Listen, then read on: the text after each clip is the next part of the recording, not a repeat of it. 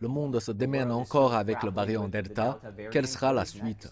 Je pense que le variant Delta est un variant 2.0 de la pandémie. Il est plus rapide, c'est la souche la plus rapide que nous ayons jamais vue, 2 fois plus rapide que l'ancienne souche. Il est beaucoup plus grave. Des données provenant du Royaume-Uni et de Singapour indiquent que le risque d'hospitalisation est 4 à 5 fois supérieur à celui de la souche originale.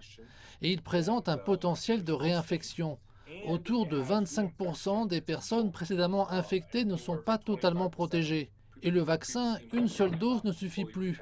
Il vous en faut deux.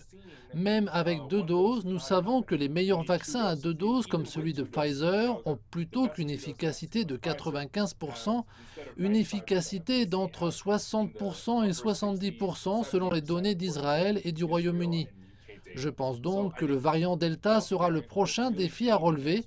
Il est plus rapide et plus fort à tous les égards, et ce qui fonctionnait contre le virus ne fonctionnera plus aussi bien.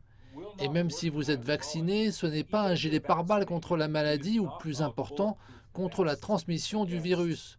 Parce que je pense qu'être vacciné est une bonne chose, car cela rend la maladie moins grave, mais en même temps, de nombreuses personnes sont asymptomatiques et pourraient en fait transmettre le virus, permettre au virus de se diffuser davantage si nous n'avons pas d'autres mesures.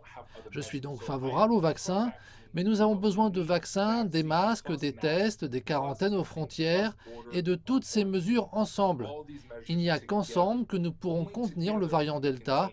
Nous ne pouvons pas nous appuyer uniquement sur les vaccins, nous ne pouvons pas nous appuyer uniquement sur les tests. Merci pour cette mise en garde, Eric Ding, maître de conférence à la Fédération des scientifiques américains. Merci de nous avoir rejoints. Merci.